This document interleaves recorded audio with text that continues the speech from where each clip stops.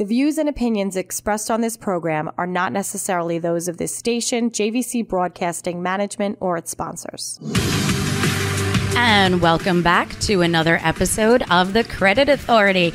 Once again, I am your host, Rhonda Kulch, and I am so glad that you tuned in this week.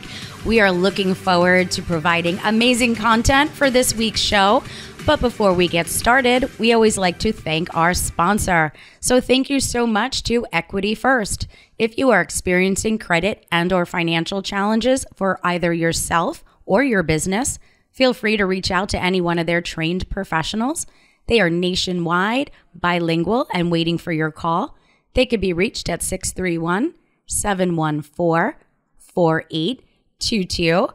And now that we got that out of the way, we are in studio today with Mike Deyak. How are you? How are you, Rhonda? Good morning. Thank you for having me. I love, we always want to make it fun, right? Like, you're an under 30 guy. Yes. Right? So still under 30.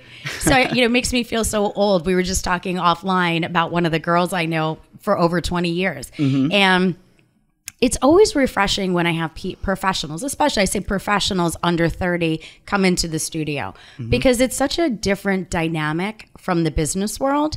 And especially, you work in the mortgage industry. You do business development for Cardinal Financial. Correct. So let's talk about that for a minute. Mm-hmm. How did you transition into the mortgage industry?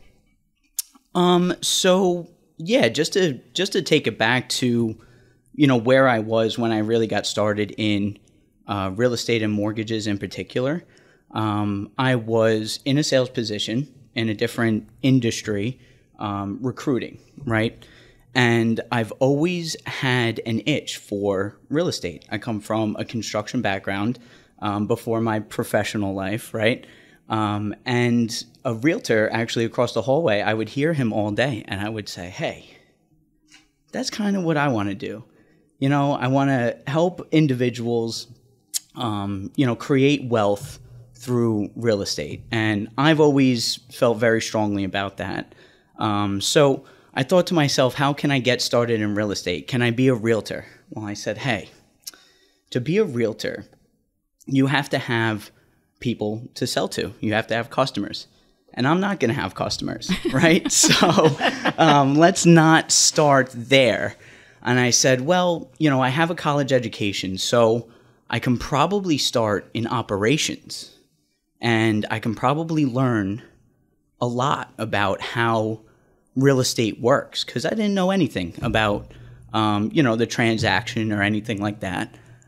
So I got started in operations as a processor, which I was very surprised when I got the offer. I didn't think that I was even qualified, right? But being a processor and working in underwriting, to really get back-end knowledge, I gained the knowledge and the expertise that I needed to, develop contacts and relationships in the business. In the downturn that we've seen over, the last 9-10 months now, I saw a great opportunity to get involved with a great team and build from the ground up, right? You probably agree. Mm-hmm. The best opportunities are in the worst times. So I kind of just took the bull by the horns and made the jump. I love it. And, it's all about opportunity. And I think a lot of times it's about opportunity and loyalty and having a clear understanding of what you're capable of doing in a specific period of time, right? So we talk to a lot of people that are in the real estate industry, financial planning, all of the different centers of influence. And everybody at a different time has some type of value add or some sort of a story, right, that goes hand in hand. Yeah. When somebody comes in and they're speaking about real estate, and it's funny because I travel a lot, right? I come from that, OPM, right? The other people's money and big stage events. And, we just talked offline. Next week, I'll be in Arizona for the Limitless Expo.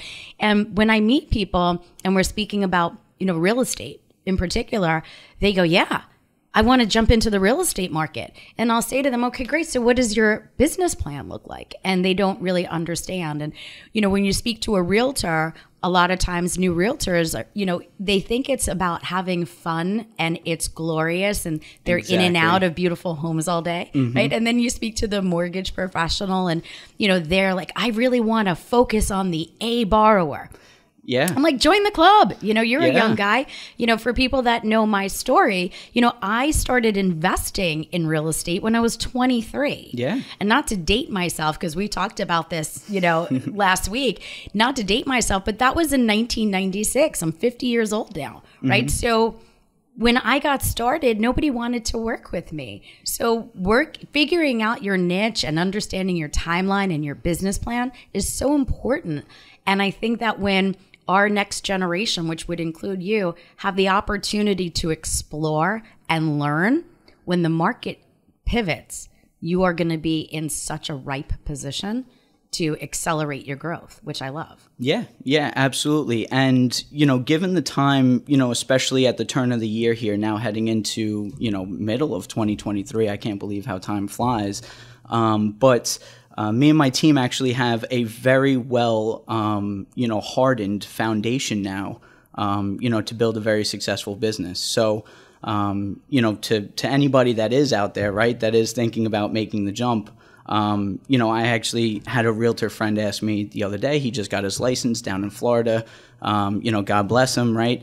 But he asked me, hey, what do you look for in a brokerage, whether it be real estate, whether it be mortgage, or really any other sales operation, right? And my number one answer is really the team, right? You have to have a good, solid foundation. You have to get along with all parts of the team, and you really have to vibe with them. In this industry, I'm sure, I know that you've been here for a while, so, you're well versed in some of the bells and whistles that, people will entice, to bring in recruitment, whether it be a pool table in the office or a ping pong room or, benefits of work from home, or things like that. But to really be successful and be able to take advantage of opportunities, you really have to start with a good foundation of the people that work around you. And I couldn't agree with you more because, I've been into some of those offices where it looks like an adult romper room. Yeah. It's like, it's literally going into preschool for the adult. Mm-hmm. And my response when I walked in, because I went to go speak with somebody, was, if everybody's here playing, who's actually working? So for me, not what I'm looking for, right? In a company that either I'd be working with or representing. Mm-hmm. In reference to some of the other structure that you're speaking about, those I think are the true meaning of team building and understanding really responsibility, right? At the end of the day. Absolutely. Everybody needs to work together in order to create a result. Mm-hmm. Right. I think the hardest part for somebody like, I'm not going to say yourself, but when you're speaking to people that are quote unquote, I'll say even self-employed, right? They're realtors, they might be financial planners, they could be, mortgage professionals. They're still there working as a basis for what we'll say commission, right? They're not salaried. So joining a team that can add value and help you grow, I think is more important than per se how much you're going to get paid. Because I get phone calls all the time. Rhonda, from mortgage people, do you know anybody looking? And it's not, and same thing with real estate. Yeah. I get brokers that call me, oh, we're dying. Do you got any good realtors? Now, why? Yeah. What do you, and it goes back to everybody wants to entice somebody in this market because they want to capture the great talent. But it's more important, I think, for the professionals that I know to sometimes even just stay where they are and not jump and ask for the additional assistance and support so that they can stay where they are and grow. Yeah. There's people we know. I've seen people 4 times already in the last year and a half. Jump. They went from sign-on bonus to sign-on bonus. And as soon as that money ran out, but now what they've done is they've shown the market that they're not loyal to their company and to that person. So how could you expect them to be loyal to their clients and the people that they work with? Exactly. Yeah. And that's a great point. That's actually, where I was going to head as well is, that absolutely translates to the client. And to your point, right, no matter what profession you're in, whether it be a realtor, whether it be a mortgage broker, whether it even be, a construction business owner or a roofer, right? It all comes down to the client and giving the client the best value with the best experience, right? And if the client sees that, you're just chasing around, the bells and whistles, it gives them the impression that you're not serious about your business.